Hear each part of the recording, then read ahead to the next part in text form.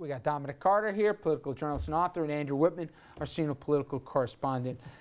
Guys, you can almost guess, this weekend on Sunday that they're going to go in a circle again on the talk shows. The choices are between bad and worse. But there seems to be mounting pressure that even though the public doesn't want real involvement in Iraq, they also don't want to be watching their TVs and having the whole thing blow up in front of them. I think we're already seeing drones. We're going to see $500 million probably going to Syria, assuming Congress says all right. But nobody wants to have ownership of this thing in Washington because they know how bad things can go pretty shortly. What do you think at the end the president does? I think we're going to see the drones, and we'll continue to see that. I think airstrikes are a tougher sell. I was listening to what Senator Menendez was saying, and he sort of seemed to have it both ways, where he was saying, we'll get involved if they appear to be a threat to American interests, but that also we should be targeting ISIS and, for example, their passageway between Iraq and Syria. I'm fine with the interfering with American interest. If they become a threat, then absolutely we have to diminish that threat.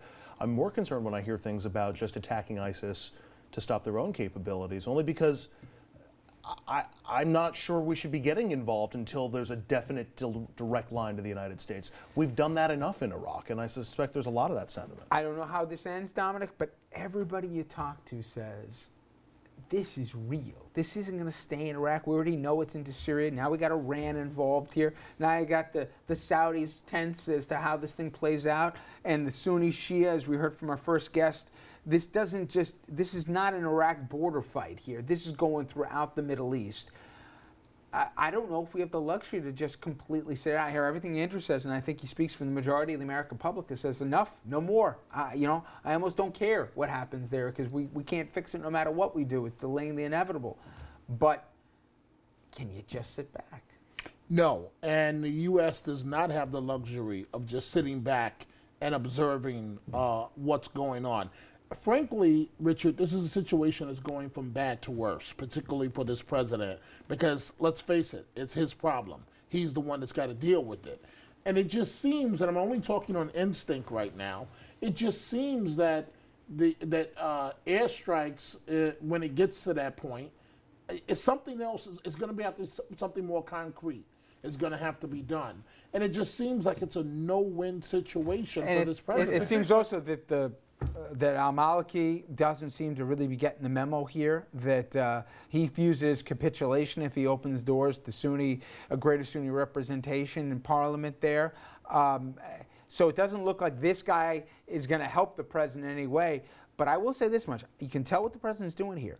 If he's going to put more military involvement, even if it's airstrikes, he's going to get Republicans on Capitol Hill to be part of this. So they can't sit on the sidelines like the Cheneys of the world and the McCains and do all the criticisms without getting their hands dirty in this thing too. I think that's the only way that he can proceed, is making sure that he has Republicans who have his back so that everybody's got a little bit on them, so that it's not just a political issue that's on Obama. I think Maliki is correctly concerned that if he lets Sunnis into the government, that will be the end of Maliki, and I don't just mean as president of Iraq. And I think there's some legitimate concern to that. My other worry in all of this is that it seems like we're convinced, or the conversations are all about U.S. unilateral action. We're going to get involved by ourselves no matter what happens. There are a lot of other interested players in the region, some of whom we don't have great relationships with, and I understand that this becomes an awkward moment.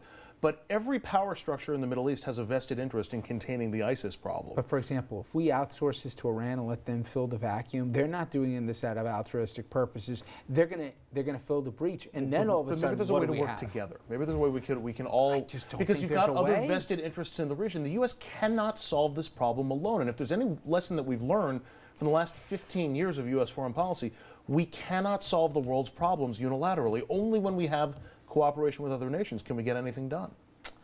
And we never even got into some of the comments from State Department officials from this administration, ex-ones who are saying, right now you got 2,000 people, estimates here, with U.S. either passports or visas that are going to go from the battlefield in Iraq back to American soil. And what about the threat that even poses here? So this is a mess. All right. When we come back, everybody, part and parcel, not just of problems of foreign policy in the Middle East, but really for the last 6+ years, this president has found gridlock in Washington, and He's gone on the record saying that congressional Republicans have caused gridlock in D.C. and the threat of a lawsuit against him is nothing but a joke. Our panel will weigh in on what the president has to say and if he's right or if he's just whining after this.